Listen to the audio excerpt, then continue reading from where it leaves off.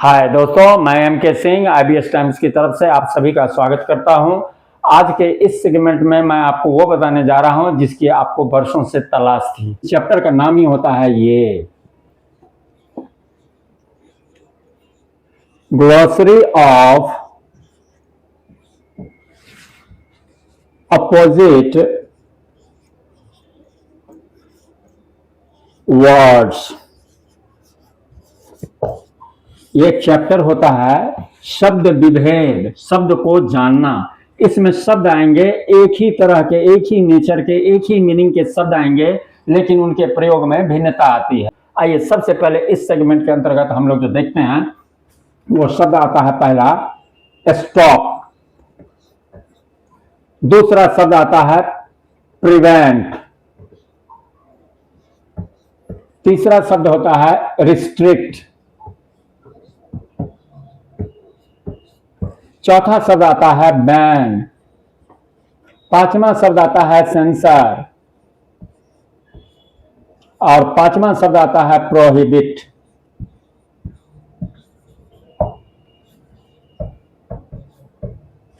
दोस्तों, इन सारे शब्दों का हिंदी अर्थ एक होता है,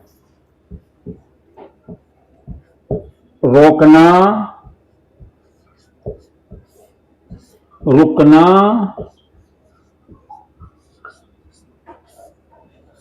या निषेध, मनाही।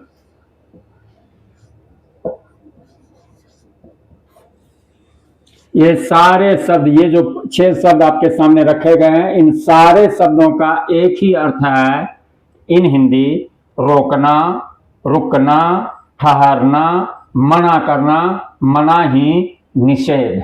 इन सारे शब्दों का एक अर्थ है। अब आइए इनकी भिन्नता को देखते हैं। यानी हमें यह जानना है स्टॉप मीन्स रोकना, तो कैसा रोकना, जिसकी अंग्रेजी हम स्टॉप लेंगे।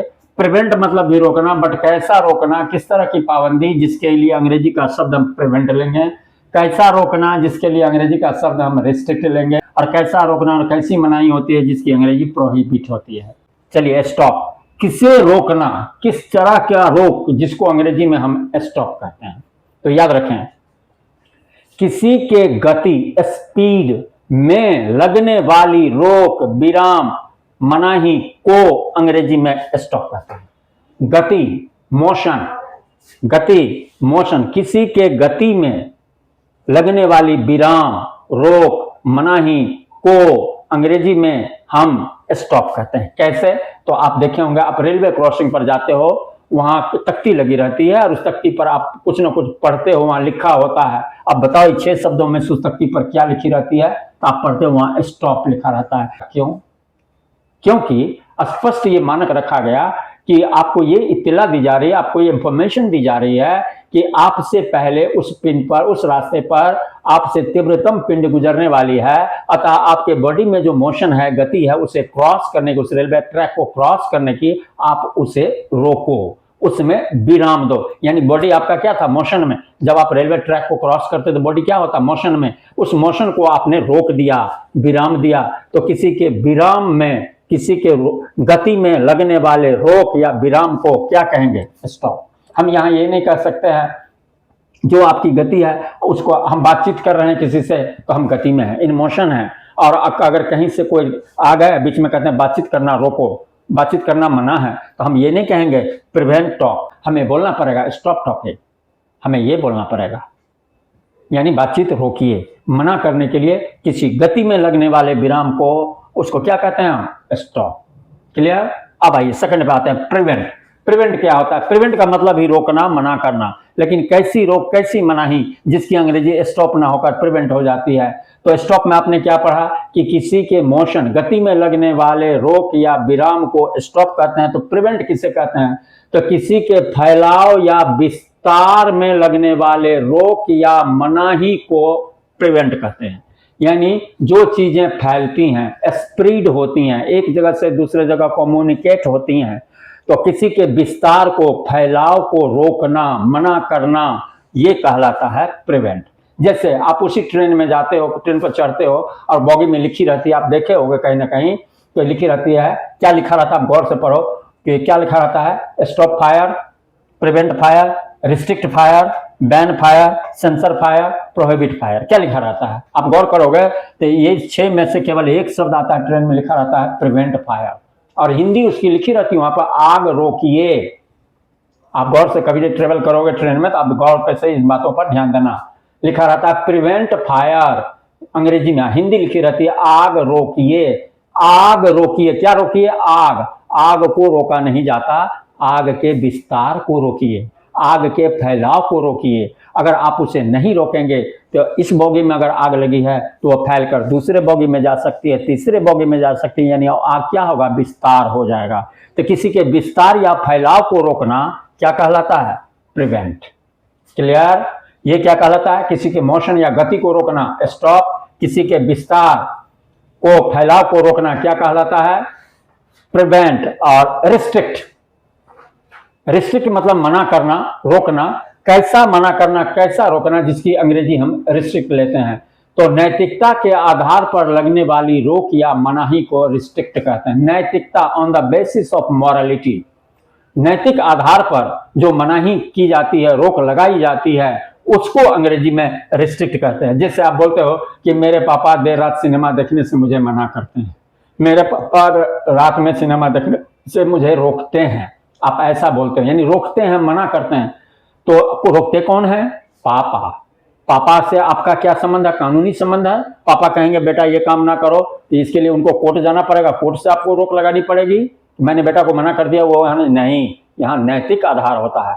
क्योंकि वो आपके पिता हैं और पिताजी ने मना किया है, रोक लगाई है, तो हम उसे ओबे करेंगे। ये ओबे जिसे करते हैं वही नैतिक आधार बनता है। और नैतिकता के आधार पर लगने वाली रोक या मनाही को हम रिस्ट्रिक्ट कहते हैं। जैसे आप बोलते हो ना, मेरे पापा देर रात सिनेमा देखने से मुझे रोकते हैं, मना करते हैं। माय पापा, अब क्या लिखेंगे? माय पापा स्टॉप्स मी, माय पापा प्रिवेंट्स मी, या my papa restricts me, my पापा बैन्स मी, माय पापा सेंसर्स मी, माय पापा प्रोहिबिट्स मी। तो यहाँ पर एक ही ऑप्शन बचता है, my papa restricts me to watch cinema at late night. देर रात सिनेमा देखने से पापा हमें मना करते हैं, रोकते हैं, क्योंकि ये मॉरल ऑब्लिगेटरी है, नैतिक जिम्मेदारी, पिता पुत्र का संबंध आप बता रहे हैं। अतः ऐसे मॉरल ऑब्लिगेटरी के लिए हम रिस्ट्रिक्ट शब्द का प्रयोग करेंगे। अब आइए बैन, रोकना। यहां पर क्या था? किसे रोकना? तो मोशन को, ये क्या था? तो किसी के स्प्रीड को रोकना। ये क्या था? मॉरलिटी के आधार पर रखने वाली रोक या माने। अब आ गया ये लीगल, ये क्या था? मॉरल। अब ये बैन क्या हो गया? लीगल, यानी कानूनी आधार पर लगने वाली रोक या मनाही को हम बैन कहते हैं।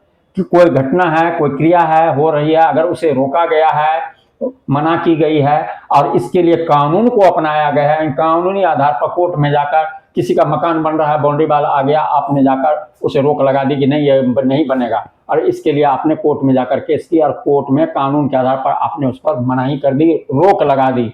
तो कानूनी आधार पर लगने वाले रोक या मनाही को क्या कहते हैं? बैन। कोई चीज आता है, पिक्चर आती है, कोई विवाद होता है कहीं पर जमीन का, वहां पर कुछ कंस्ट्रक्शन हो जाते हैं, उसको रोकता है, तो नहीं कहते हैं कोर्ट ने इसे बैन कर दिया, कोर्ट ने बैन कर दिया, सरकार ने बैन कर दिया। बैन शब्द ही बताता है कि बैन मतलब रोकना, बट कैसा रोकना था? कानून के आधार पर रोका गया।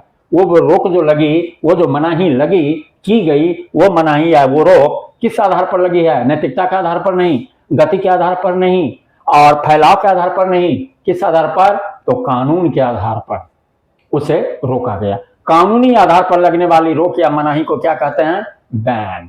अब क्या बचा? सेंसर। सेंसर, ये शब्द आप सुने होंगे, बहुत लोकप्रिय शब्द है, बहुत प्रचलन में भी रहता है, इसे आपने देखा भी होगा। सेंसर, हमारे देश में एक सेंसर बोर्ड भी है, यानी मनोरंजन के क्षेत्र में अश्लीलता पर लगने वाली रोक या मनाही को हम सेंसर कहते हैं। In the field of amusement, मनोरंजन के क्षेत्र में जो पाबंदियां लगाई जाती हैं, मनाही की जाती हैं, रोक लगाई जाती हैं अश्लीलता पर। किस पर? अश्लीलता पर। यानी हमारे समाज में जो मनोरंजन का संसाधन है, जैसे सिनेमा, सर्कस वगैरह, तो उसमें जो अश्लीलता की सीमा है, मानक है, वो रखा गया भारत में कि आप इतने पर ही अश्लीलता को, इतने स्तर के अश्लीलता को ही हमारे समाज को अलावा है दिखाने की। अगर अश्लीलता का लेवल उससे ऊंचा हो जाता है तो इसे सेंसर बोर्ड मना करती है, रोकती है। अगर आप जबरदस्ती करोगे तो वो क्या करेगा, उस सीन को वहां से काटेगा नहीं। ये हमारे सामाजिक मान्यता के विपरीत है, उल्टा है। अतः हम ऐसे सीन को समाज में नहीं जाने देंगे प्रदर्शन के लिए जो अश्लीलता की सीमा के बाहर हो। अतः हम इसे रोकेंगे। फिर भी ऐसा होता है, ऐसे रोक, ऐसे मनाही, यानी कैसी रोक, कैसी मनाही? तो मनोरंजन के क्षेत्र में अश्लीलता पर लगने वाली रोक या मनाही को अंग्रेजी में क्या कहते हैं? सेंसर। अब क्या बचा? प्रोहिबिट। आप जाते हो बड़े बड़े क्वार्टर के पास, बड़े बड़े पॉश इलाके में जाते हो जहां पर कि ऑफिसर वगैरह का रेसिडेंस होता है, आप देखते हो वहां लिखा रहता है प्रोहिबिटेड एरिया, प्रवेश निषेध क्षेत्र। यानी ये होता है रोकना कैसा? तो ऑर्डर बाय द रिक्वेस्ट, यानी सलाह देकर रोकना। आदेश ही होता है रुकने का, लेकिन वह आदेश नहीं, सलाह के रूप में ली जाए, आदेश के रूप में ना। जैसे आप किसी पदाधिकारी के रेसिडेंस पे जाते हो तो उसके वॉचमैन उनके गेट पर होता है, और जब आप उसमें प्रवेश करोगे उनके बिल्डिंग में, वहां पर आपको रोका जाएगा। रुकिए, किसने रोका आपको? वॉचमैन ने रोका, क्योंकि आदेशपाल ने रोका। आदेशपाल वहीं इसी के लिए है, वहां जो आए हैं आपको सलाह दी जाती है कि आप रुकिए, पहले प्रेयर इंफॉर्मेशन भरिए, जो वहाँ डायरी होती है, रजिस्टर्ड होती है, उसमें अपना आकर के आप फुलफिल कीजिए, अपना पता दीजिए, पर्पस बताइए, किस पर्पस से, किससे मिलना है, ये सारी चीज़ें बताइए। तो ये ऑर्डर ही होता है, लेकिन उसे फॉलो किया जाता है किसके द्वारा? तो रिस्पेक्ट के द्वारा। तो ये 6 शब्द को मैंने इस तरह से आपके सामने विभेद किया। स्टॉप, मोशन में लगने वाली रोक मनाही। प्रिवेंट, किसी के फैलाव, स्प्रीड में लगने वाली रोक मनाही। रिस्ट्रिक्ट, मोरल आधार पर, नैतिकता के आधार पर लगने वाली रोक या मनाही।